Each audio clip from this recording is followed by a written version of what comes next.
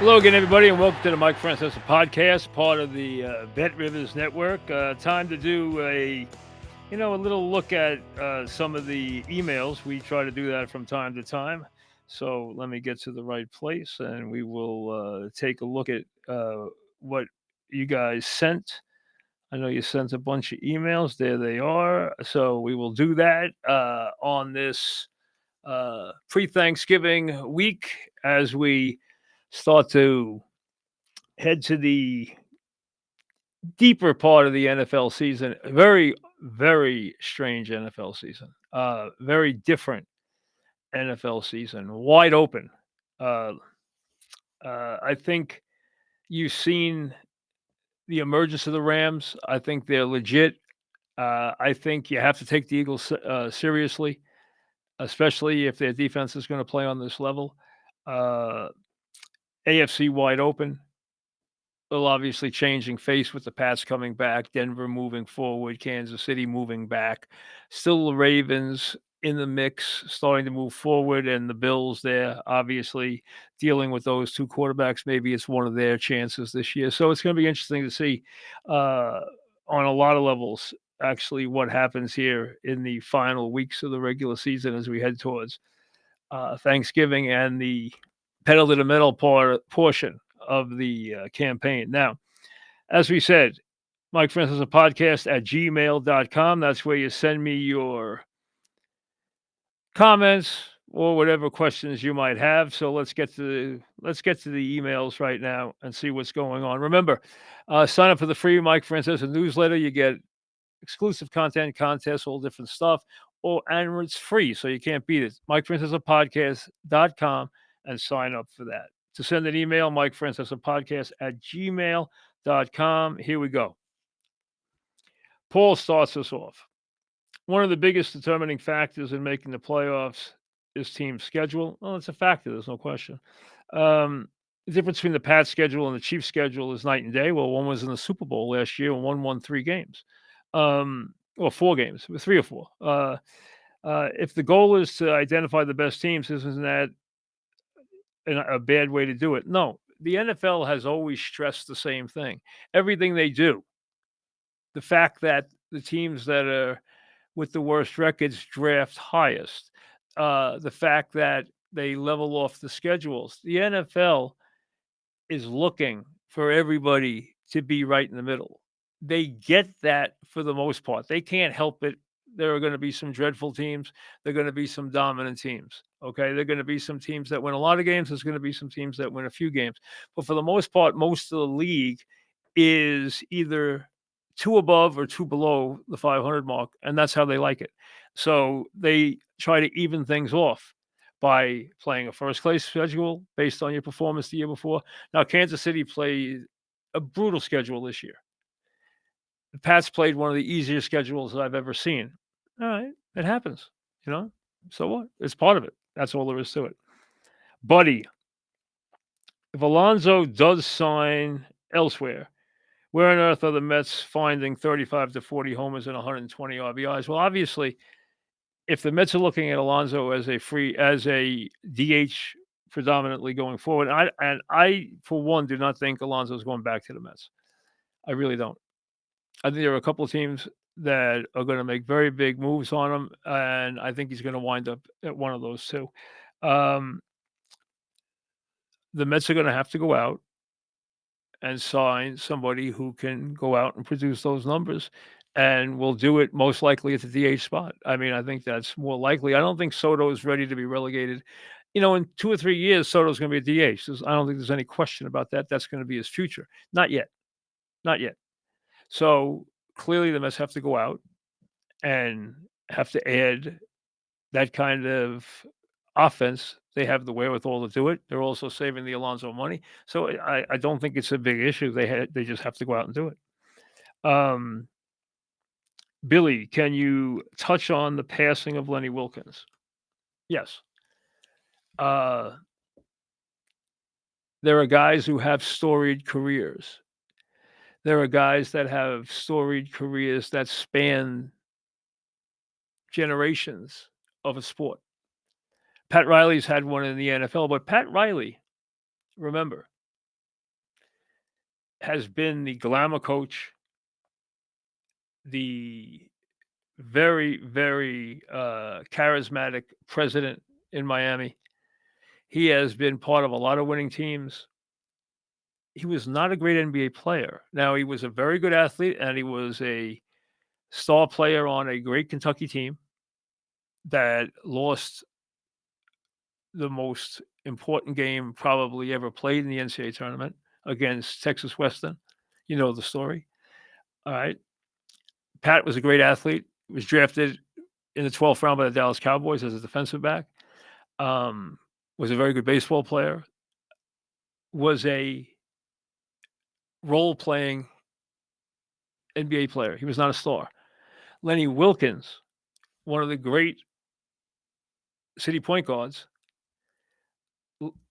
legendary collegian, great NBA player, and incredibly successful coach. Very gentle man, very classy man. His career spanned all that time from being a high school phenom to a All-America to an All-NBA player to a very successful coach. Can you have a better career? Made the Hall of Fame on 3 different levels. Think about that. Having a career where you make the Hall of Fame, but make it with 3 different jobs, 3 different positions. That's impressive. That's incredibly, and that's Lenny Wilkens. So he has had one of the great careers in NBA history. I don't think there's any question about it. I mean, there's no other way to say it. He has had one of the great careers ever. John, what would you say is the bare minimum for St. John's and Pitino to have a successful season? Now, it's in its infancy, and it's being judged very much under the white hot lights this year. So much is expected preseason number 5. One thing I can tell you, UConn's really good. They knew St. John's was going to be really good. There is a fierce rivalry there. The games between UConn and St. John's, both of them in February, I think one early February, one late February, will be absolute classics. These 2 teams are both teams that could win a championship. So St. John's is not going to run roughshod over the Big East like they did last year because UConn's there. And UConn was not going to sit for that. So they made sure they're not going to sit for that. So they have added a top 10 team. St. John's is a top 10 team. You want to call them both top 5 teams because they're being handled by such talented coaches. And there is no love lost between the coaches. There's never been any love lost between the Hurleys and Pitino. We know that. Now, back to St. John's. What would be, I think it is not essential this year. Last year, I thought it was essential to win the Big East. I don't really care if they win the Big East or not this year. If they lose a buzzer beater in the championship game and don't win the Big East title, which you win in the tournament, who cares? That's not the goal. The goal this year, and I think the bare minimum for it to be a successful season, is a Final Four berth. You could say regional final, Final 8. Why? Sweet 16 would be a disappointment.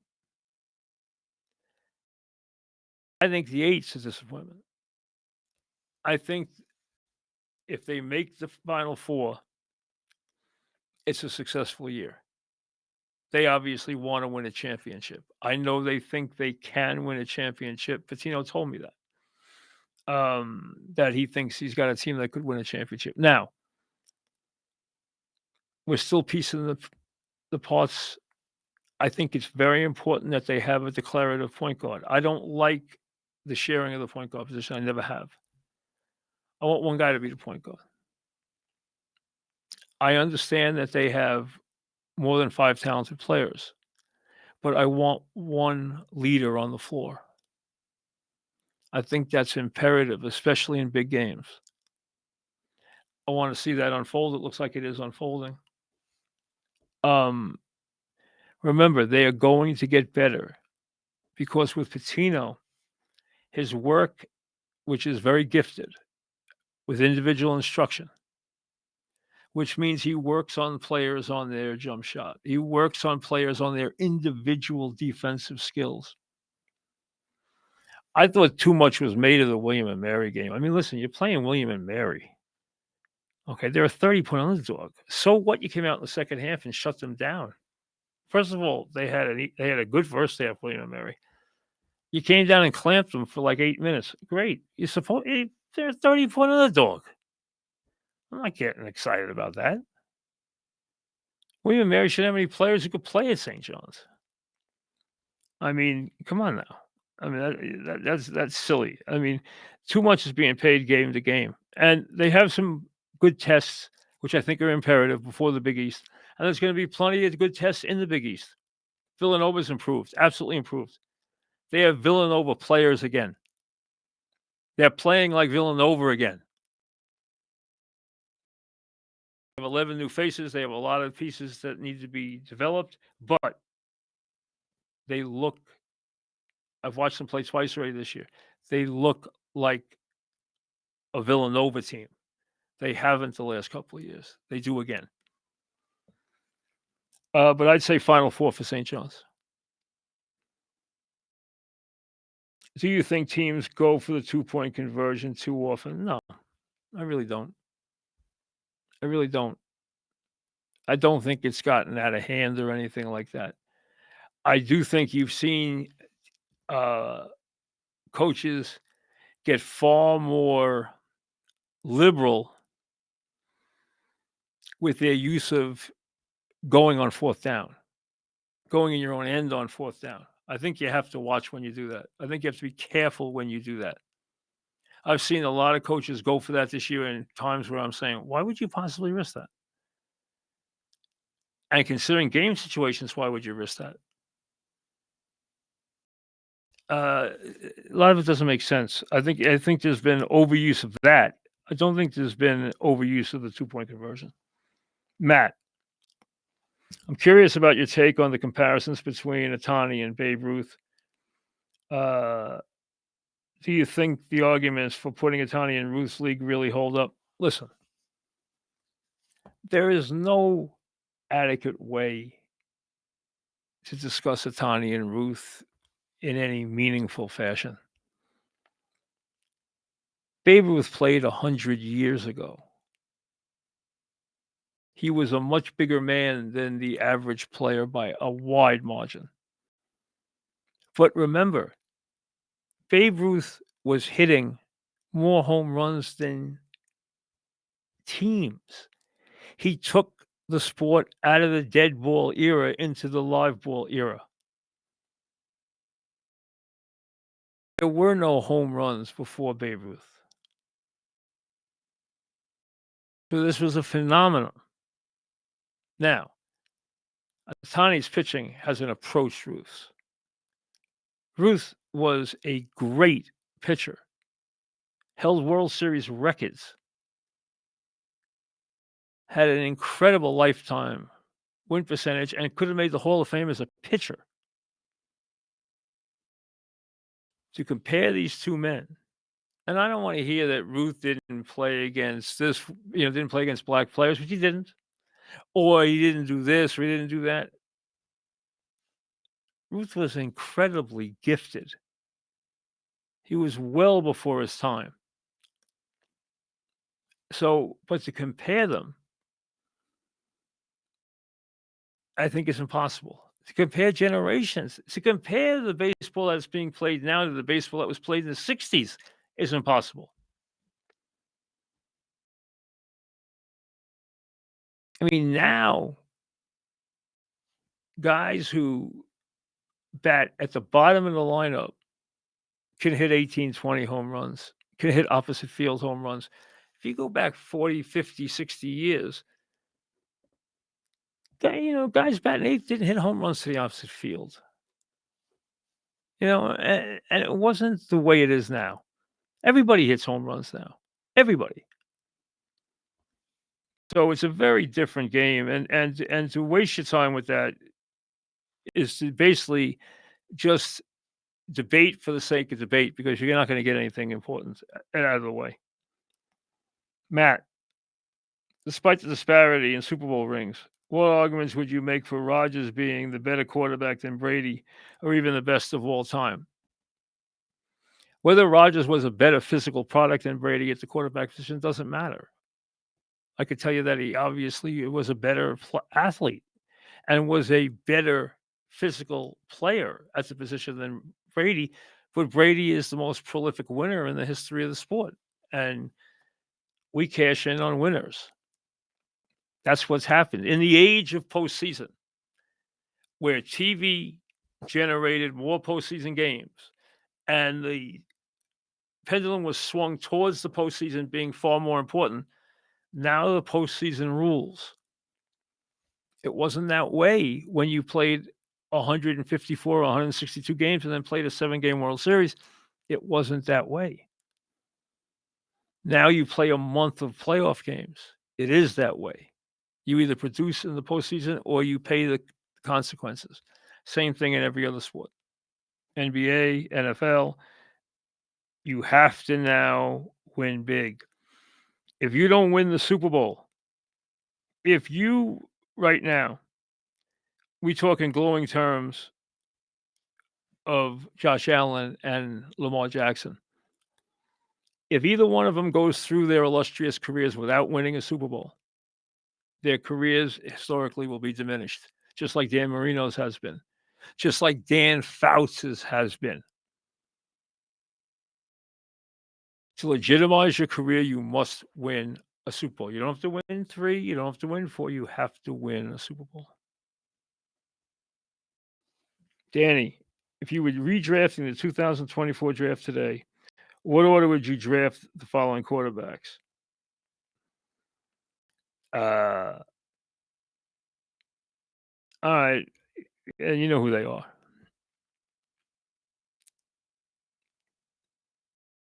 Caleb, Daniels, May, Nix, Penix. I would draft them. I would still put Jaden 1. He's been to an NFC Championship game, and his second year has been wiped out by injury, so I have nothing but glowing things for him. I would put May 2nd. I would put Caleb 3rd. You know what? It's close between Caleb and Nix because I like the way Nix plays in tight games. And in the fourth quarter, and then Penix would be last. I think that's pretty obvious. Peter, with all the draft capital the Jets have, is there any chance they can get Trevor Lawrence from the Jaguars? A, I don't know if they want him right now. B, I don't think he will be available. I think they will be looking to go elsewhere for a quarterback. Now, if they don't believe there's a great one in this draft, they might have to go take a year and get somebody to hold the fort until next year. Clearly, the Jets have got to come out of the next 2 years with and if they're going to ask you to wait another year to bring that quarterback aboard, they are asking a lot of your patience. They really are. Matthew, can the Yankees sign Bellinger and Tucker? No, I don't think they can. I think they can sign one or the other. I think the logical one is Bellinger. Listen, we know Tucker could be a guy who could hit, if he's on his game, could hit 50 home runs at Yankee Stadium. Bellinger, I have no problem with Bellinger returning to the Yankees. He was an exceptional player last year. He was an exceptional player defensively. He was an exceptional player hitting in situations. getting big hits. I liked everything about him. He liked playing in New York. I was extremely impressed with Bellinger last year. I would have no problem bringing him back.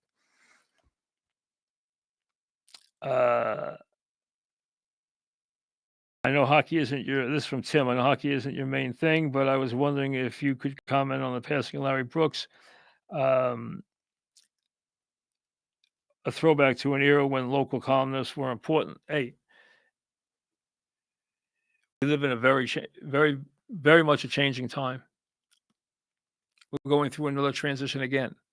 We went from a transition from when the lead columnist, the columnist in each sport was big, but the lead columnist in the town,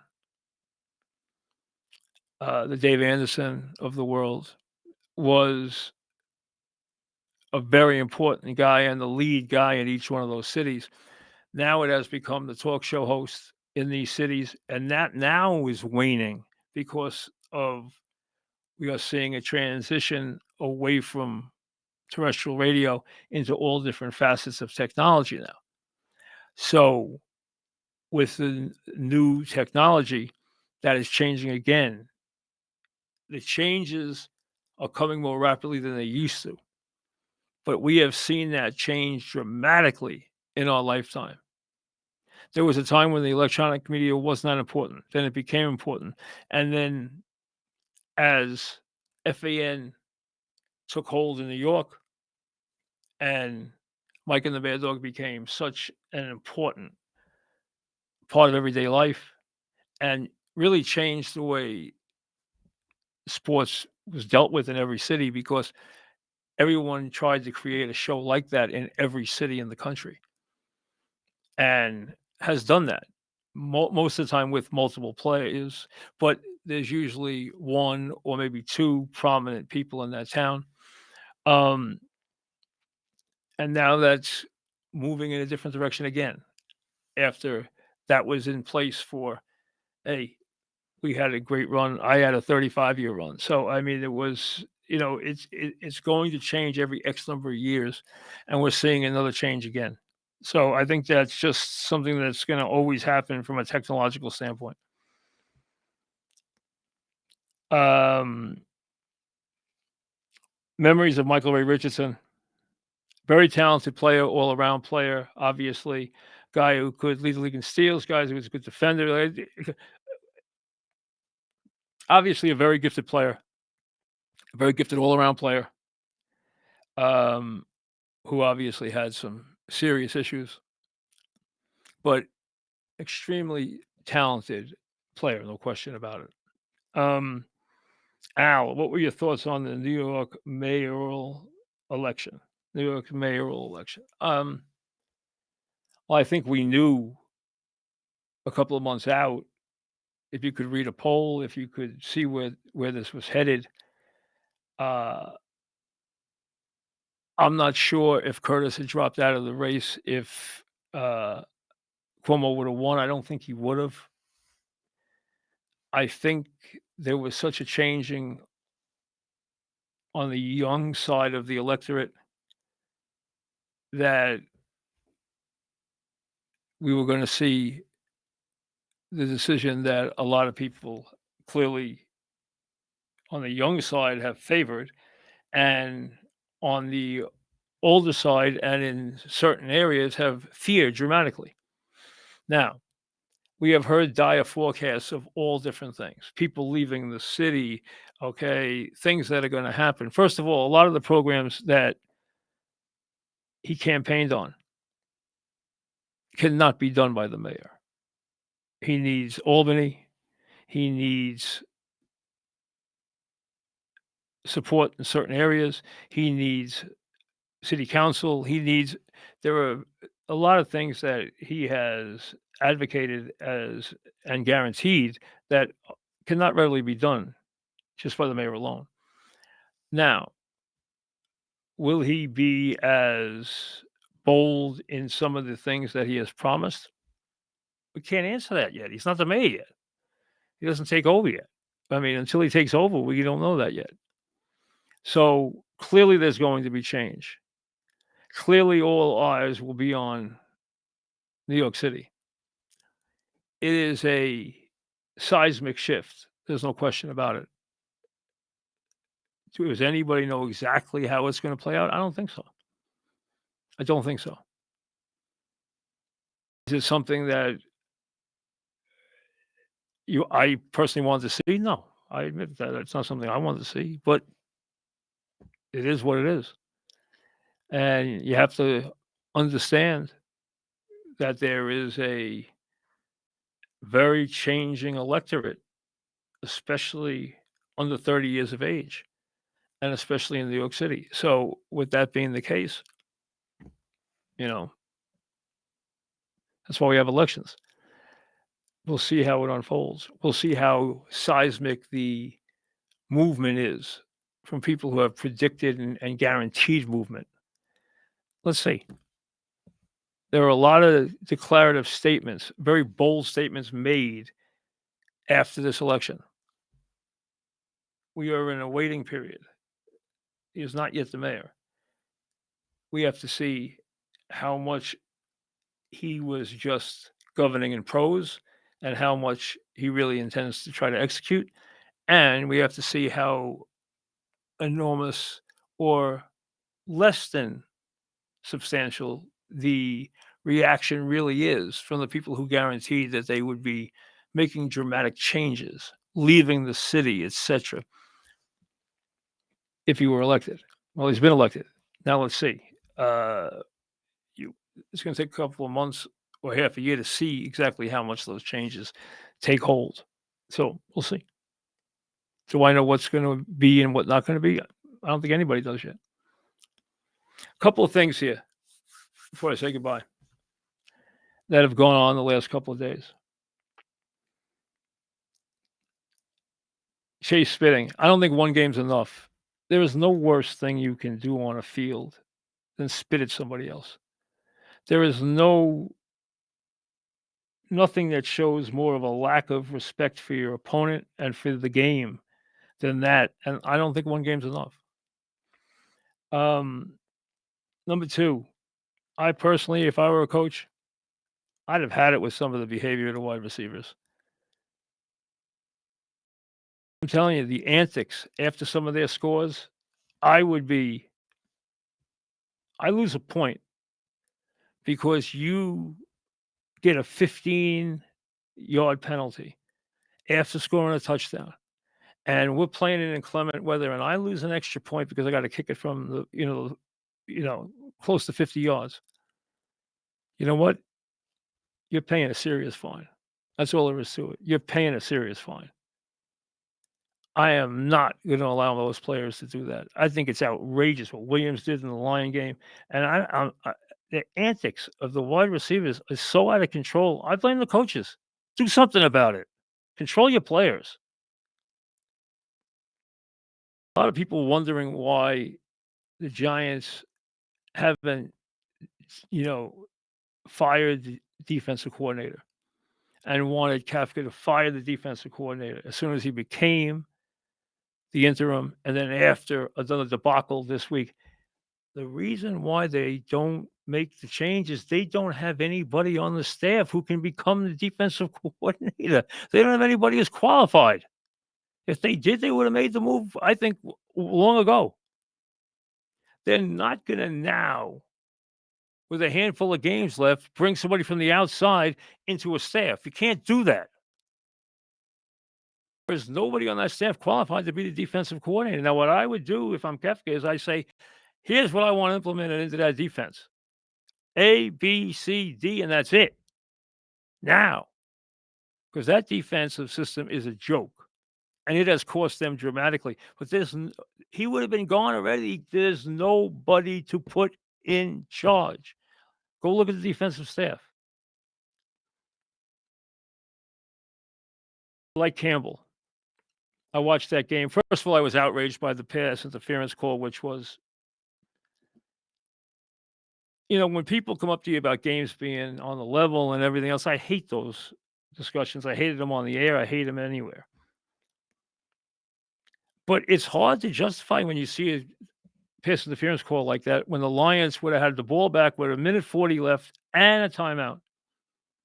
Now, I don't think the Lions were gonna score on them anyway, especially with the way they were play calling.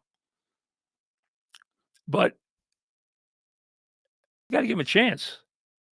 To end the game that way, when people sit through that game for all that time, and then to have that call made in that spot, I mean, and then the NFL tries to justify it, shame on them.